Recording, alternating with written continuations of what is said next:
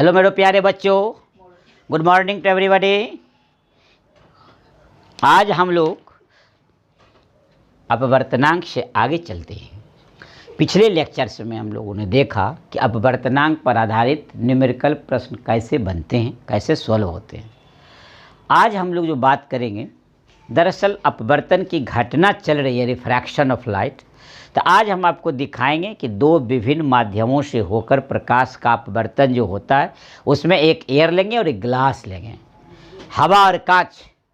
इसका मतलब refraction through a glass slab की चर्चा करूंगा मैं। पिछले क्लास से रिकैप होते हैं, देखिए हेडलाइन लिखता हूँ पहले, तब आपको समझ में आएगा। Refraction through glass slab, glass slab ध्यान रखा जाए। रिफ्रैक्शन थ्रू ग्लास स्लैब रखेंगे हम लोग। इसका ये मतलब हुआ, ये जो रिफ्रैक्शन थ्रू ग्लास स्लैब है, इसमें रेक्टेंगुलर ग्लास स्लैब आपको जो पढ़ना है वही लिखते हैं हम, क्योंकि आपके सिलेबस में रेक्टेंगुलर की चर्चा है। अब जब अपर क्लास में जाएंगे हम लोग तो और सारी चीज़ें होगी। देखिए refraction through rectangular glass slab, इसका मतलब हुआ कि कांच के आयताकार ग्लास स्लैब से होकर, यानी कांच के आयताकार स्लैब से होकर प्रकाश का अपवर्तन, यानी कांच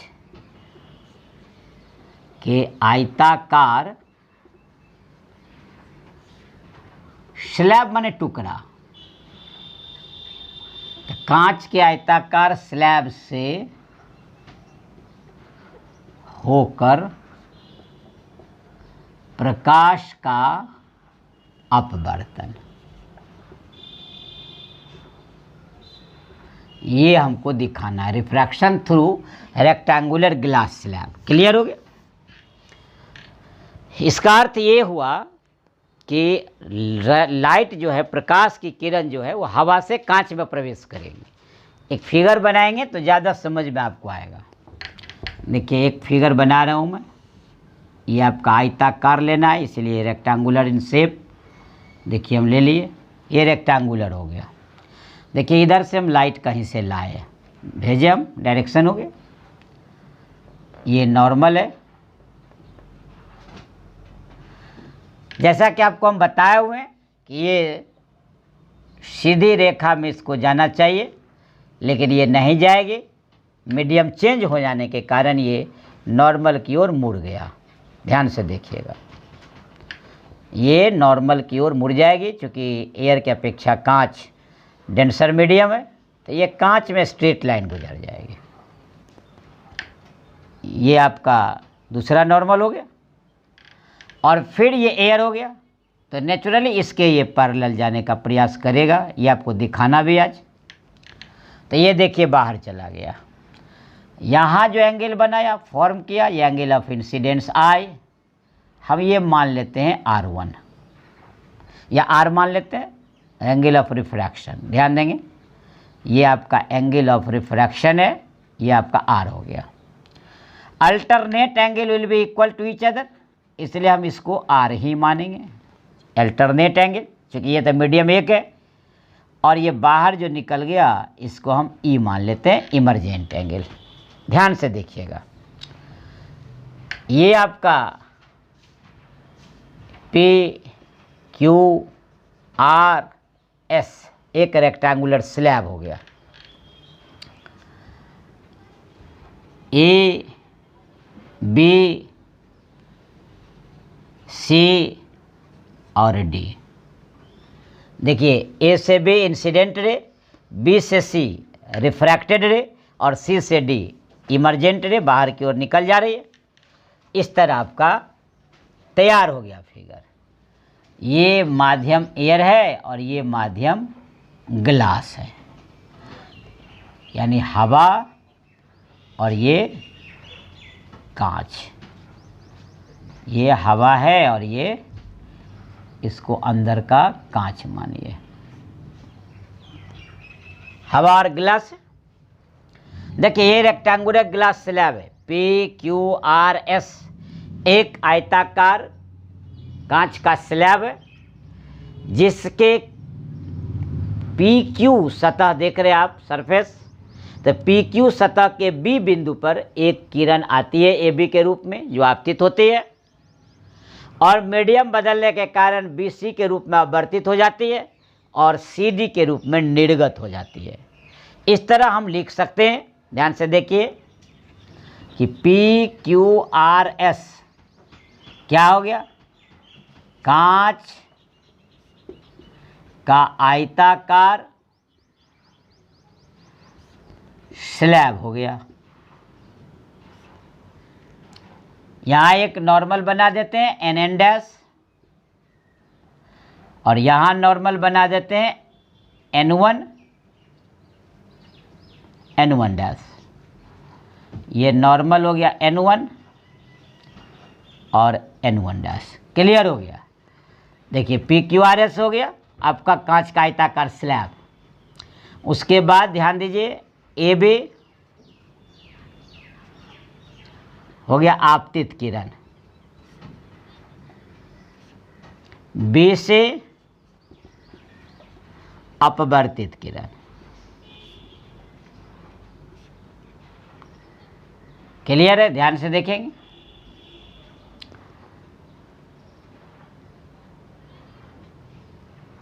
एंगल ABN, एंगल I, ये पहला सरफेस से आपतन कोण हो गया। जब पहली बार अपवर्तन होता है B पॉइंट पर तब के लिए हो रहा है ये, और ये R बन रहा है किससे, तो देखिए B यहाँ से CBN dash, CBN dash angle R, ये अपवर्तन कोण हो रहा है, ध्यान देंगे आप। और ये जो E देख रहे हैं आप एंगल A,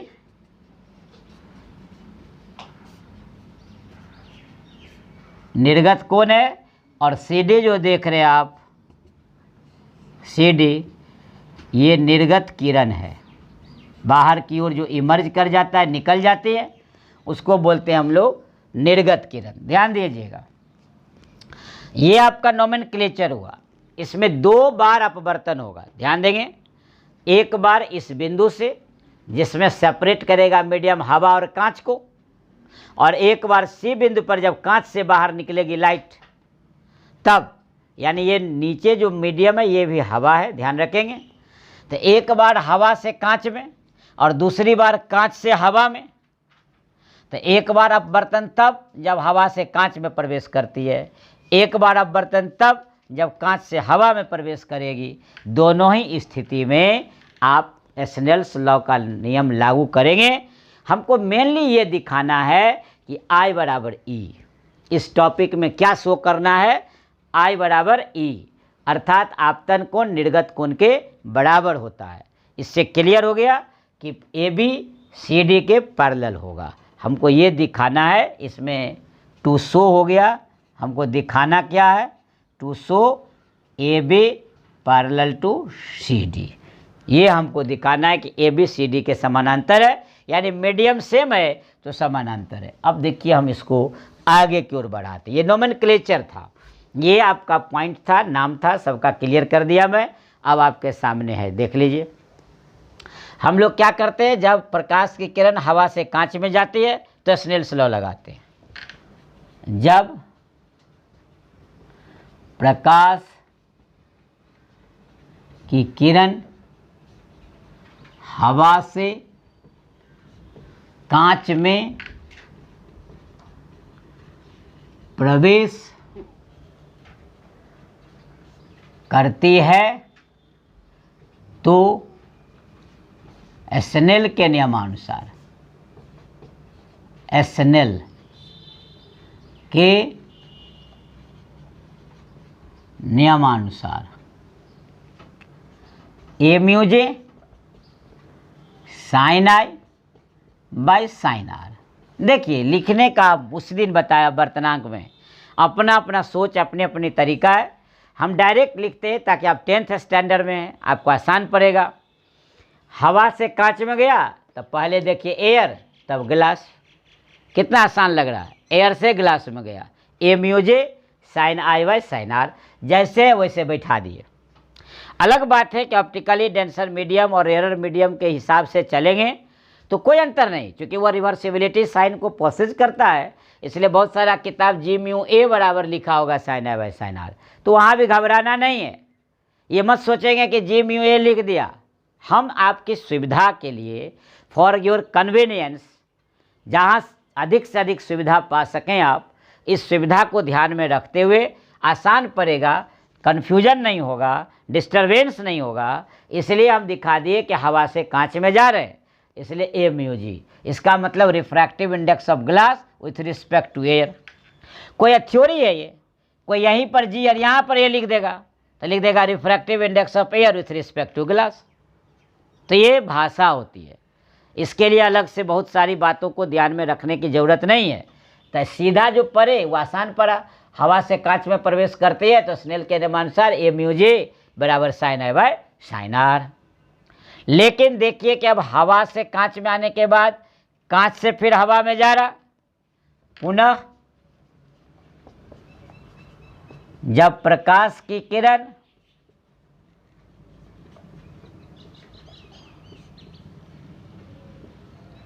कांच से हवा में प्रवेश करती है तो स्नेल के नियमानुसार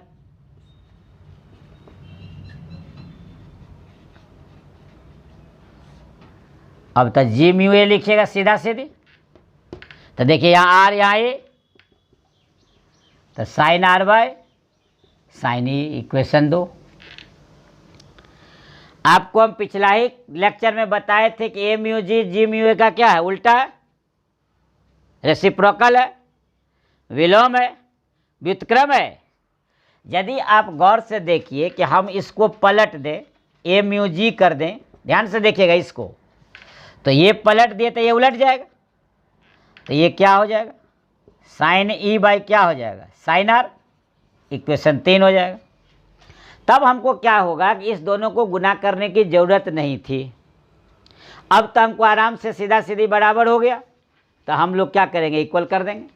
यदि यही दोनों रहता तो समीकरण 1 को समीकरण 2 से गुना करते, तब हम लोग काटते, तब हम लोग देखते, लेकिन अब हम लोग दोनों को इक्वल कर दिए तो ये दोनों को इक्वल कर सकते हैं। ऐसा आपको भी मैथ में ज्ञान होना चाहिए कि LHS बराबर तो RHS बराबर होगा। तब फ्रॉम इक्वेशन 1 and 3 समीकरण 1 और समीकरण 3 से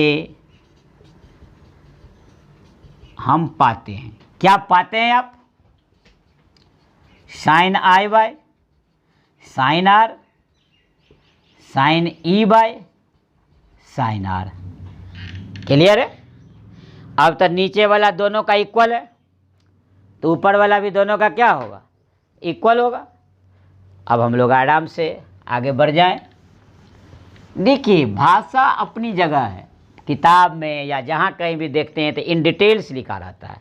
आप एग्जामिनेशन के लिए लिख रहे हैं, 3 मार्क्स का क्वेश्चन है, टाइम आपका अलॉटेड है, तो नेचुरल है कि भाषा ये जो आप लिख दिए ये हो गया, जो आपके सामने वही है। देखिए क्लियर है, दिख रहा है कि ये हवा से कांच में जा रही है, लिखा हुआ है भाषा, कांच से हवा में जा रही है, लिखा हुआ है भाषा, है क्या, सो लिखा हुआ है। देखिए कि PQRS एक आयताकार स्लैब था, उसमें देखिए AB आपतित किरण थी, BC अपवर्तित किरण थी, CD निर्गत किरण थी, ये आपतन कोण था, ये अपवर्तन कोण था, ये निर्गत कोण है। अब आपको आराम से स्नेल का नियम लगा दिए और स्टार्ट कर दिए। यदि मान लीजिए आपको लगता है कि नहीं थोड़ा सा साजो श्रृंगार होता, थोड़ा बाल संवार लेते, थोड़ा दाएं बाएं कुछ लटका लेते आजू बाजू, तो इसी को लोग किताब में लिखता है, माना कि PQRS एक आयताकार कांच का स्लैब है, आयताकार स्लैब के PQ के किसी बिंदु पर AB किरण के रूप में आपतित होती है, जो हवा से कांच में प्रवेश करती है। B बिंदु पर अपवर्तन होने के कारण BC के रूप में आवर्तित होती है, पुनः ये किरण कांच से हवा में जाती है, C बिंदु पर अपवर्तन होने के बाद ये CD के रूप में निर्गत हो जाती है। जिसके कारण आपतन कोण ये, अपवर्तन कोण ये और निर्गत कोण के निर्माण होता है। अब बताइए, यही बात यहाँ लिखा हुआ है, केवल हाय, हूँ, ही, हा इसको हटा दिए, सजा दिए तो आपका ये हो गया। इसलिए टू द पॉइंट फिजिक्स कहता है कि आप ये सारी बात लिखें जिसकी ज़रूरत है, जिसकी ज़रूरत ना है आप समय अभाव में हटा भी सकते हैं। इस तरह से आप लिखिए, सजाइए। अब देखिए इसको हम हटाते हैं। अब आपके सामने I बराबर E, जो हमको तो पैरेलल शो करना है। इस टॉपिक में बताना क्या था, तो बताना था कि ABCD के समानांतर है, तो ये आपको दिखाना है। तो पहले क्लियर हो गया। यहाँ के बाद देखिए आपके सामने बोर्ड पर आया हुआ है साइन I बराबर बटा sine R equal to sine E by sine R। नीचे का दोनों इक्वल है, इसका मतलब अर्थात साइन I बराबर साइन E दिया हुआ। अब तो दोनों साइड से साइन हट जाएगा, तो क्लियर हो गया कौन चीज़, इसीलिए I बराबर E। बोलिए अब आप आ गया। अब तो I E के बराबर हो गया, और जब संगत कोण बराबर हो, एकांतर कोण बराबर हो, एक ही ओर के अंतर कोण का जब संपूरक हो तो वे रेखाएं समानांतर हो गई, तो इसीलिए I बराबर E हो गया। इसका मतलब कि AB पैरेलल टू CD हो गया। यही आपको दिखाना था। ये था कांच के आयताकार स्लैब से प्रकाश का अपवर्तन। ये क्लियर हो गया। एक बात मैं ध्यान से आपको बता देना चाहता हूँ, जो लोग railway, bank, SSC, CDS, NDA, UPSC, BPSC बहुत सारे सर्विस कमीशन से लेके जनरल कंपटीशन की तैयारी करते, उन लोगों के लिए थोड़ा सा ध्यान रखिए। जैसे ये हवा और कांच, देखिए हवा का अपवर्तनांक कुछ और होता है, कांच का कुछ और होता है। पिछले लेक्चर्स में मैंने डिलीवर किया था। ऐसा संयोग हो कि ऐसा कोई दो मीडियम जो नाम नहीं दिया हुआ है, देखिए हवा और कांच नहीं है, लेकिन ये देख यहाँ जितना अपवर्तनांक का वैल्यू है, यानी कि यहाँ जो वैल्यू है, यानी कि mu for one medium equal to mu for second medium. यदि इसको हम मीडियम 1 मान लें और इसको हम मीडियम 2 मान लें, और म्यू1 और V2 दोनों मीडियम का बराबर हो, तो याद रखिएगा यहाँ अपवर्तन नहीं होगा। अपवर्तन होने के लिए दो चीज़ होना जरूरी है, कभी I और R बराबर नहीं होंगे, ये भी ध्यान रखना है, और कभी दोनों माध्यम का अपवर्तनांक भी बराबर नहीं होगा। ये ऑब्जेक्टिव ध्यान रखना आपका काम है कि दो मीडियम जो सेपरेट होते हैं, आपको यहाँ क्लियर हुआ है कि हवा और कांच है। यदि ये लिखता माध्यम 1 और माध्यम 2, तो माध्यम 1 का भी अपवर्तनांक वही होता, माध्यम 2 का भी अपवर्तनांक वही होता। तो वैसी स्थिति में दोनों का अपवर्तनांक जब सेम होगा तो वहाँ कोई अपवर्तन नहीं होगा, ये ध्यान रखना है। देखिए ये यहाँ का काम तो आपका हो गया। अब हम लोग इसमें जोड़ देते हैं पार्श्विक विस्थापन। पार्श्विक विस्थापन यहीं पर जोड़ देते हैं। इसका इंग्लिश लिख देते हैं lateral displacement. Lateral displacement clear है। देखिए लैटरल डिस्प्लेसमेंट इंग्लिश हो गया पार्श्विक विस्थापन। किसको कहते हैं ये आपको जानना है। कुछ नहीं, ये कहता क्या है कि आपने जो इसमें रिफ्रैक्शन दिखाया, इसी से लैटरल डिस्प्लेसमेंट निकलेगा, पार्श्विक विस्थापन निकलेगा। ये परपेंडिकुलर डिस्टेंस है। कौन सी डिस्टेंस है? परपेंडिकुलर। तो कहता है the perpendicular distance between the direction of incident ray and the emergent रे। ये तो अंग्रेजी भाषा है, आपको तो हिंदी में पढ़ना है, तो कोई बात नहीं, इसको हिंदी ट्रांसलेट कर दें। कभी कभी अंग्रेजी भी सुनना, जानना, पढ़ना, जानना जरूरी है। कहता है आपतित किरण की दिशा और निर्गत किरण की दिशा में दोनों के बीच जो लंबिक दूरी होगा at the point of emergence, जहाँ से निर्गत होता है, यानी यहाँ से निर्गत होता है। ध्यान दीजिए आप, ये आप जो आप बढ़ाए, ध्यान दीजिए, ये जो हम बढ़ाए हुए हैं डायरेक्शन, ये बढ़ा दिए और यहाँ से इसको हम मिला दिए। देखिए ये हो गया लंबिक दूरी, गौर से देखिए। अब ये इसका नाम यदि हम F दे दें तो C से F तक क्या दूरी क्या हो गया? D हो गया। इसी CF को बोलेंगे, D को बोलेंगे लैटरल डिस्प्लेसमेंट। क्लियर हो गया? अब आप समझ गए होंगे क्या मैं बताना चाह रहा हूँ। तो ये आप देख रहे होंगे C से F, यही परपेंडिकुलर डिस्टेंस है। देखिए फिगर आपके सामने है। अब यही C से F हो गया लैटरल डिस्प्लेसमेंट, लंबिक दूरी। यानी आपतत किरण की दिशा और निर्गत किरण की दिशा में मापी गई वह लांबिक दूरी। कहाँ से लांबिक दूरी होगा? देखिए पॉइंट ऑफ इमर्जेंस, ना निर्गत बिंदु जहाँ से निर्गत किरण निकल रही है, ध्यान से देखेंगे, यहाँ से निर्गत किरण निकल रही है तो यहाँ से ही लांबिक परपेंडिकुलर डाल देंगे। कहाँ पर? डायरेक्शन ऑफ इंसिडेंट रे पर, और ये तो डायरेक्शन ऑफ इमर्जेंट रे है।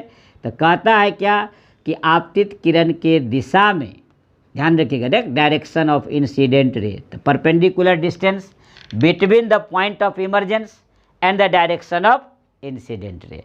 तो लिख देते हैं तो ज़्यादा आपको अच्छा लगेगा भाषा। निर्गत बिंदु एवं आपतित प्रकाश की दिशा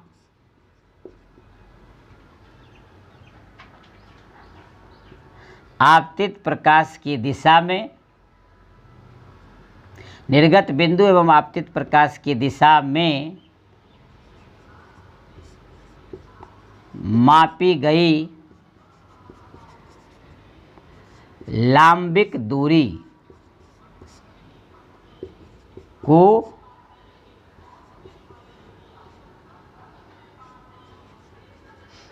पार्श्विक विस्थापन कहते हैं। पार्श्विक विस्थापन कहते हैं। यानी निर्गत बिंदु एवं आपतित प्रकाश की दिशा में मापी गई लांबिक दूरी को पार्श्विक विस्थापन कहते हैं। चित्र में CF इक्वल टू D, यही है पार्श्विक विस्थापन। पार्श्विक विस्थापन क्लियर हो गया कि ये फिगर में आपका पार्श्विक विस्थापन हो गया। तो इस तरह देख लिए, कुछ था नहीं, डायरेक्शन ऑफ इंसिडेंट रे और उसके जो बिंदु है निर्गत बिंदु उससे डाला गया अभिलंब जो है यही आपका हो गया आपका अभिलंबिक दूरी यानी परपेंडिकुलर डिस्टेंस, उसी को हम लोग बोलते हैं आपका लैटरल शिफ्ट। अब थोड़ा सा हम लोग 2-3 पॉइंट जान लेते हैं। पार्श्विक विस्थापन किस कारक पर निर्भर करता है? यानी वे कारण जिन पर, देखिए वे कारक जिन पर पार्श्विक विस्थापन निर्भर करते हैं, ये नाम लिखना, यानी कि factors on which lateral displacement depends। आपको बताना है कि ऐसा कौन सा कारक है जिस पर lateral displacement डिपेंड करता है। The factors on which lateral displacement depends, यानी वे कारक जिन पर पार्श्विक विस्थापन निर्भर करते हैं कौन कौन है? देखिए पहला लैटरल डिस्प्लेसमेंट जो है, ध्यान रखेंगे, ये जो आप कांच का स्लैब लिए थे तो जरूर इसका ये थिकनेस था। देखिए यहाँ से यहाँ तक T होगा, थिकनेस मान लिया हम T मान लेते हैं, तो इससे ज़्यादा तो हो नहीं सकता पार्श्विक विस्थापन। ऐसा तो नहीं है कि कांच के आयताकार टुकड़ा से बाहर चला जाएगा विस्थापन, जितना टुकड़ा वो मैक्सिमम होता है। तो इसलिए इसमें हो गया कि पार्श्विक विस्थापन जो है कांच के स्लैब के थिकनेस यानी मोटाई का सीधा समानुपाती होता है। यानी कांच के स्लैब की मोटाई का सीधा समानुपाती होता है। नंबर 2, ये आपतन कोण के मान पर निर्भर करता है, यानी सीधा समानुपाती होता है। यानी आपतन